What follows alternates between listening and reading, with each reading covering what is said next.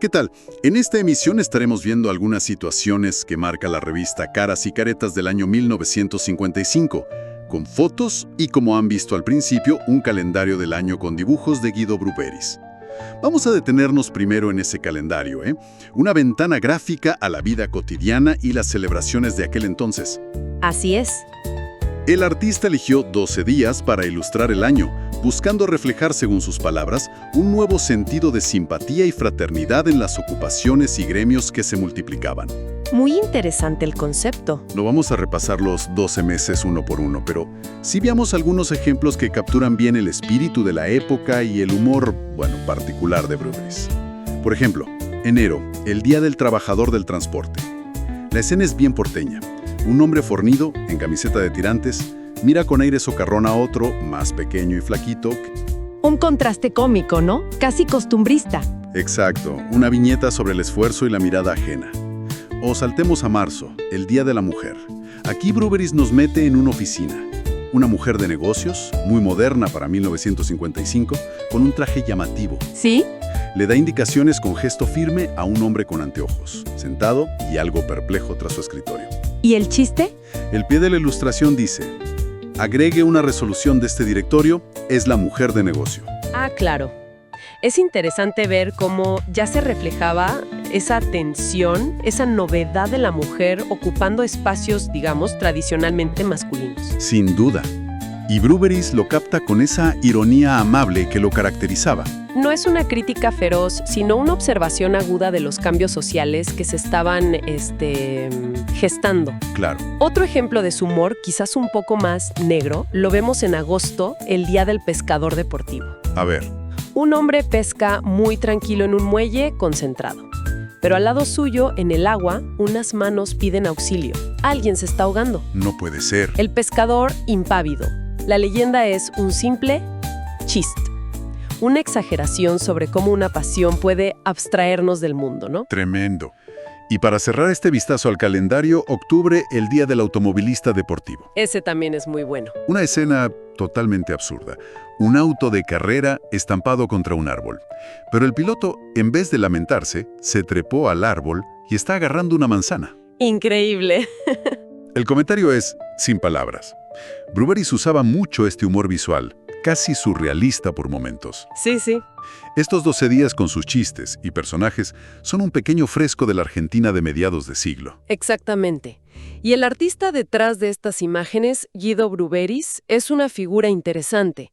Nacido en Riga, Letonia, en 1922, llegó a la Argentina en 1949, después de haber trabajado como dibujante cartógrafo en Polonia y colaborado en revistas humorísticas en Austria. Mira vos, un recorrido importante. Sí, aquí se nacionalizó argentino y realmente encontró su lugar en la editorial Haynes, sobre todo en Caras y Caretas. Claro. Se destacó por la agilidad de su trazo, el brío de su dibujo, como decían en la época. Y no solo hacía humor gráfico. No, para nada. Se hizo muy conocido por sus acuarelas y óleos. Registró muchas escenas de costumbres argentinas, paisajes urbanos como la Boca, el tango, vistas del Teatro Colón. ¡Ah, qué bien! También ilustró libros infantiles. Recordados son los de Elsa Bornemann. Sí, claro. Expuso bastante en Buenos Aires a partir de 1957 y tuvo reconocimientos internacionales. Un artista que, más allá del humor, tenía una sensibilidad especial para capturar lo humano, lo cotidiano, con profundidad. Una figura relevante, entonces. Sin duda. Falleció en 1987, dejando una obra que es un testimonio valioso de su tiempo. Bien, entonces, con estas imágenes de Bruberis como telón de fondo, metámonos en el mundo que reflejaba Caras y Caretas. El año 1955 fue un año bisagra, pero bueno, no surgió de la nada. Hay que mirar un poco hacia atrás, ¿verdad? Efectivamente. Para entender el clima de 1955, es crucial mirar lo que pasó en 1954. Ese año marcó un deterioro notable en el equilibrio de poder del gobierno de Juan Domingo Perón. Ajá. El hecho fundamental, el que cambió las reglas de juego, fue el inicio de un conflicto abierto con la Iglesia Católica. Que hasta entonces había sido... Bueno, si no una aliada incondicional, al menos una fuerza con la que se mantenía una convivencia relativamente estable. Entiendo. ¿Y qué desató ese conflicto puntualmente? La tensión venía creciendo. Desde el gobierno se percibía que sectores de la Iglesia, especialmente a través de la Acción Católica y el incipiente Partido Demócrata Cristiano, estaban intentando articular un polo de oposición política. Ajá. La respuesta del gobierno fue una ofensiva legislativa bastante drástica hacia fines de 1954, en diciembre. Se sancionaron leyes que tocaron fibras muy sensibles para la Iglesia. ¿Cuáles fueron esas leyes clave? Fueron varias y muy significativas. Se aprobó la Ley 14.394, que incluía el divorcio vincular, algo resistido históricamente por la Iglesia. Claro, un tema central. Se suprimió por decreto la enseñanza religiosa obligatoria en las escuelas públicas, que había sido instaurada por un gobierno militar anterior y mantenida por Perón. Otro punto delicado. Y se reformó la llamada Ley de Profilaxis, derogando un artículo que penalizaba la homosexualidad, aunque este punto tuvo menos repercusión pública inmediata que los otros dos. Medidas fuertes, sin duda. ¿Y la consecuencia? La consecuencia fue inmediata y profunda. La Iglesia percibió estas medidas como una agresión directa. Claro. Y esto tuvo un efecto aglutinador para la oposición. Diversos sectores cívicos, algunos sectores militares descontentos y, por supuesto, los católicos practicantes y la jerarquía eclesiástica se cohesionaron bajo la bandera de la defensa de los valores religiosos. O sea que la Iglesia pasó a ser un actor central de la oposición. Exactamente. Se convirtió, de hecho, en un actor central y visible de la oposición, y este enfrentamiento marcó a fuego todo el año 1955. Entendido. Ese era el clima interno que se gestaba a fines del 54. Y mientras tanto, en los primeros meses del 55, ¿qué pasaba en el mundo? El contexto internacional. El escenario internacional también estaba muy movido en ese primer semestre de 1955. En nuestra región, América Latina, hubo tensiones fuertes en Centroamérica. ¿Por ejemplo? Asesinaron al presidente de Panamá, Ramón Cantera, y hubo una invasión a Costa Rica desde Nicaragua, aparentemente apoyada por Somoza, que tuvo que ser sofocada con intervención de la OEA. Ah, sí, la OEA interviniendo. En Uruguay asumía Luis Valleverres, una figura importante, al frente del Ejecutivo Colegiado. Hubo también movimientos diplomáticos en la zona andina. Pero las relaciones entre Uruguay y Argentina se enfriaban. Por el tema de los asilados políticos, ¿no? Exacto. Por el asilo a opositores a Perón en Montevideo. Y más allá de Latinoamérica, la Guerra Fría. El mundo estaba en plena Guerra Fría, consolidando los bloques. Un hecho clave fue la incorporación de Alemania Occidental a la OTAN el 9 de mayo. Y la respuesta del Este. Casi inmediata. El 14 de mayo se firmó el Pacto de Varsovia. O sea, el tablero se definía claramente. Claro.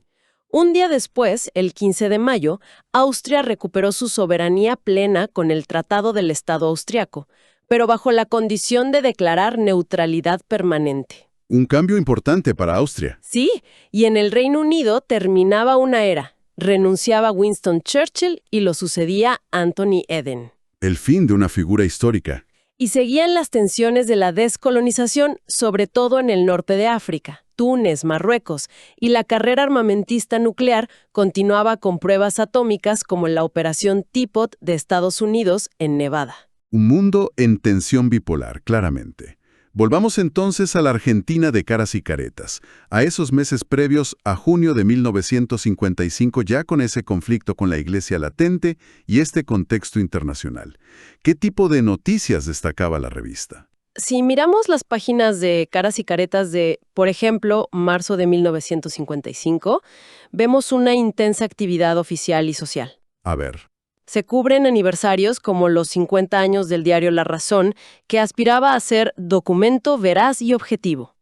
Se reportan discursos de funcionarios como el gobernador bonaerense Carlos Aloe a productores agrarios. Llegaban visitas internacionales también.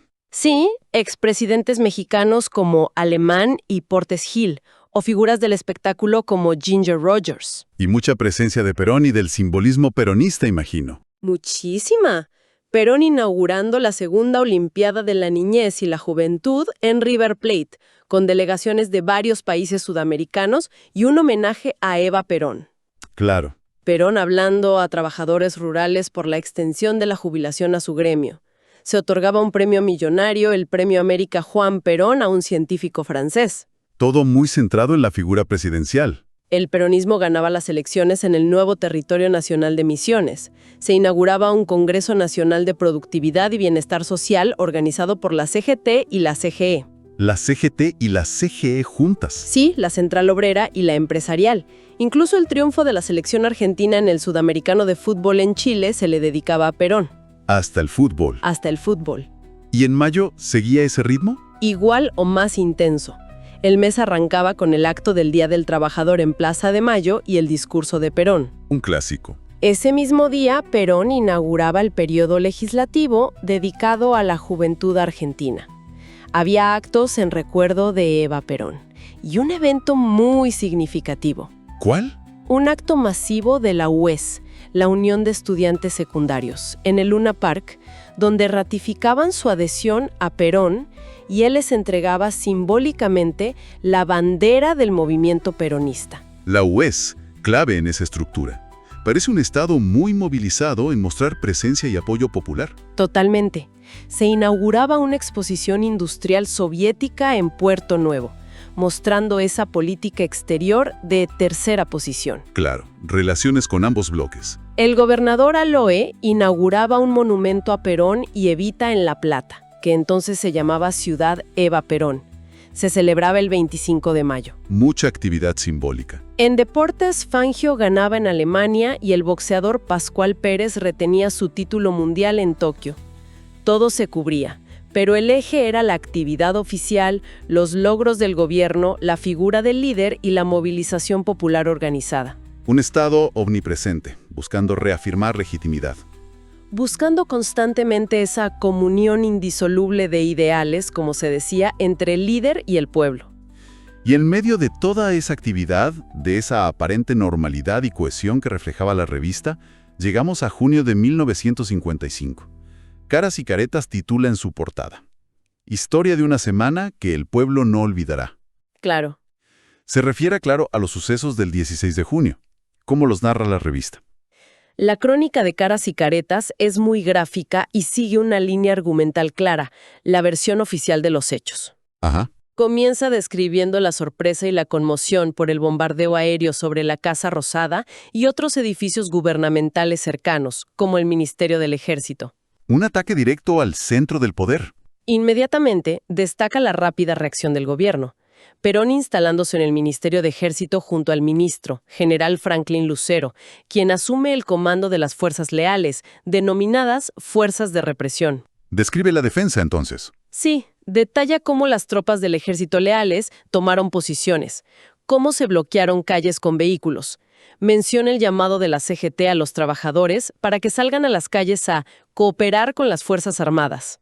La CGT movilizando. A pesar de esto, relata la persistencia del ataque aéreo sobre la Casa de Gobierno, describiendo con crudeza los destrozos, techos hundidos, paredes perforadas, vidrios estallados, muebles destrozados. ¡Qué imágenes! Boquetes en los muros, incluso una bomba que no explotó en la terraza. Se mencionan daños específicos en el salón presidencial y otras dependencias. Un relato que busca impactar, mostrar la brutalidad del ataque. Exacto. Y al mismo tiempo, resaltar el heroísmo y la lealtad. Se elogia la actitud de los granaderos a caballo, la Guardia Presidencial, que no abandonaron sus puestos. La lealtad de los granaderos. Se describe la llegada de tropas leales motorizadas, recibidas con aplausos por la gente que se había congregado. Se enfatiza la presencia de trabajadores en la Plaza de Mayo, ofreciendo su colaboración. El pueblo apoyando. Y se habla de una confraternización entre el pueblo y el ejército leal durante esa jornada dramática. Y el cierre de la crónica, ¿cómo termina? Culmina con la imagen del abrazo símbolo entre Perón y el general Lucero, una vez sofocada la rebelión, celebrando la victoria de la legalidad. La imagen del triunfo oficial, Al día siguiente se muestra a ambos inspeccionando los daños, y el mensaje final es de rápido retorno a la normalidad. La ciudad restañando sus heridas, el ejército volviendo a los cuarteles, las familias reencontrándose. Una narrativa muy clara, entonces. Sí, un ataque salvaje y sorpresivo, una respuesta rápida y eficaz del gobierno y las fuerzas leales, con el apoyo del pueblo trabajador y la restauración del orden. La revista también le dedica espacio en la historia misma de la Casa Rosada, ¿no es así? Sí, y es significativo. Recuerdan su origen como fuerte en la época colonial, su transformación en sede de gobierno, las reformas de Sarmiento que le dieron el color rosa, las ampliaciones posteriores. Le dan un peso histórico al edificio. Y se lamentan por los daños con frases muy sentidas. Pobre nuestra Casa Rosada. Sus paredes y sus pisos y sus techos no estaban calculados para soportar el agravio de las bombas. Estaban calculados solo para el peso de la gloria. Fuerte esa frase. Se presenta el ataque no solo como un acto político, sino como un ultraje a un símbolo histórico de la nación, algo que trasciende al gobierno de turno. Esa reflexión sobre la vulnerabilidad de un edificio tan cargado de historia, de un símbolo institucional, es fuerte. Y nos lleva a pensar, ¿no?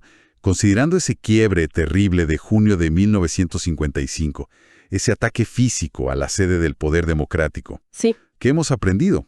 ¿Qué mecanismos o acuerdos institucionales hemos logrado construir desde entonces, en Argentina y en la región, para que las diferencias políticas, por profundas que sean, no terminen otra vez en la destrucción literal de nuestras instituciones? Es la gran pregunta, ¿no? ¿Son suficientes esos resguardos hoy? Es la gran pregunta que deja flotando ese episodio. Porque la violencia física contra las instituciones es un límite que, una vez cruzado, deja cicatrices muy profundas. Y la historia argentina posterior a 1955 muestra que asegurar esa convivencia democrática ha sido un camino arduo y con retrocesos. Cierto. Hoy, quizás los mecanismos formales existen, elecciones, división de poderes, ciertos consensos básicos, pero la polarización extrema, la deslegitimación del adversario, a veces parecen ponerlos a prueba constantemente. Sigue siendo un desafío. ¿Hemos internalizado realmente el valor de preservar el marco institucional por sobre las disputas de poder? Es un debate abierto. Otro punto clave que surgió fue el conflicto con la Iglesia en 1954, por temas como el divorcio o la enseñanza religiosa. Eso también nos interpela hoy, me parece. Sin duda. Aquel choque entre el peronismo y la Iglesia se centró en la laicización del Estado y en cuestiones familiares y morales. Si miramos los debates actuales sobre derechos reproductivos, sobre la educación sexual integral, sobre el rol del Estado frente a ciertas concepciones morales. Temas muy actuales. Estamos viendo una simple continuación de aquella tensión de mediados del siglo XX. Una reedición de la puja entre visiones seculares y religiosas. ¿O es algo distinto? ¿O será que hoy estamos ante una transformación mucho más profunda en cómo la sociedad concibe la tradición, la moral pública, la autonomía individual y el rol de las instituciones religiosas en la esfera pública? Quizás los temas son parecidos, pero el marco cultural y social ha cambiado drásticamente. Es una buena pregunta. También veíamos en 1955 una personalización muy fuerte del poder. Los premios Juan Perón o Evita, las dedicatorias deportivas al general, la movilización de la UES aclamando al líder. Ese culto a la personalidad funcionaba como un eje que cohesionaba, que generaba una mística, una comunión indisoluble de ideales, como vimos con la UES entregándole la bandera a Perón. Generaba adhesión. Y uno se pregunta, ¿cómo operan hoy los liderazgos fuertes y el uso de símbolos por parte del Estado? ¿Pueden los liderazgos actuales, en un mundo mucho más fragmentado y mediado por redes sociales, generar ese nivel de adhesión intensa, casi orgánica, que lograba Perón? Difícil imaginarlo igual. ¿O hemos pasado a formas de apoyo más volátiles, más segmentadas, quizás más digitales y menos arraigadas en una movilización colectiva como la de aquella época? La naturaleza del liderazgo y la conexión con las masas parece haber mutado. Interesante reflexión. En lo laboral, destacamos la extensión de la jubilación rural y el Congreso de Productividad. Pero también mencionaste tensiones salariales ya en 1954. Así es.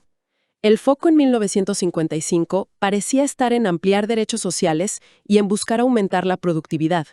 Si pensamos en las luchas gremiales hoy, ¿Cuál es el eje? ¿siguen centradas en conquistar derechos sociales fundamentales que faltan? ¿O el eje se ha desplazado más hacia la defensa del poder adquisitivo frente a la inflación y a mantener los derechos ya logrados? En un contexto de informalidad alta. Exacto. En un contexto donde la informalidad laboral es un problema estructural enorme, mucho mayor que en aquel entonces, parece que la agenda sindical hoy está más a la defensiva, tratando de conservar, que en la ofensiva de expandir, como en algunos momentos de aquella época. Claro.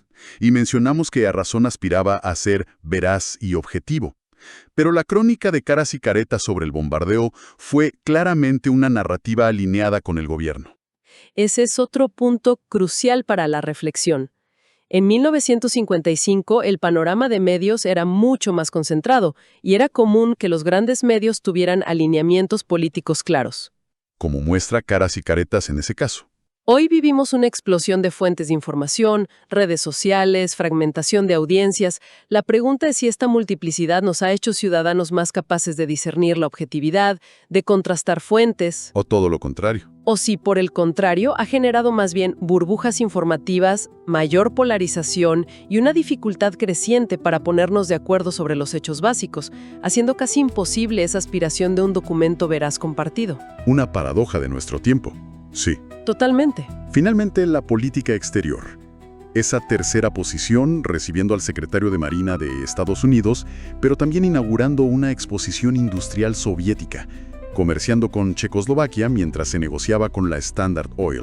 Una estrategia de no alineamiento activo, buscando márgenes de autonomía en plena Guerra Fría. La última cuestión que surge es, ¿cómo se traduce esa búsqueda de autonomía hoy para los países latinoamericanos? En este nuevo escenario global, En un mundo que ya no es bipolar, pero tiene nuevas tensiones entre grandes potencias como Estados Unidos y China, ¿qué desafíos se enfrentan nuestros países para equilibrar sus relaciones, diversificar sus vínculos más allá de la exportación de materias primas y defender sus intereses nacionales sin quedar atrapados en las disputas de los gigantes? sigue siendo un desafío clave. La búsqueda de una voz propia en el escenario global sigue siendo un desafío central, aunque los actores y las circunstancias hayan cambiado. Reflexiones profundas, sin duda, que nos deja este recorrido por un año tan convulso como 1955, mirado a través de las páginas de una revista emblemática y el arte de sus ilustradores. Un testimonio de otros tiempos, con ecos que, como vemos, resuenan fuerte todavía hoy, invitándonos a pensar nuestro presente a la luz de ese pasado. Esto ha sido todo por esta emisión. En otras exploraciones, seguiremos desgranando las crónicas del siglo pasado, un testimonio de otros tiempos que Mágicas Ruinas, mágicasruinas.ar, mantiene vivo. Desde 2003, este sitio web evocativo ha sido el portal para acceder a estos valiosos archivos.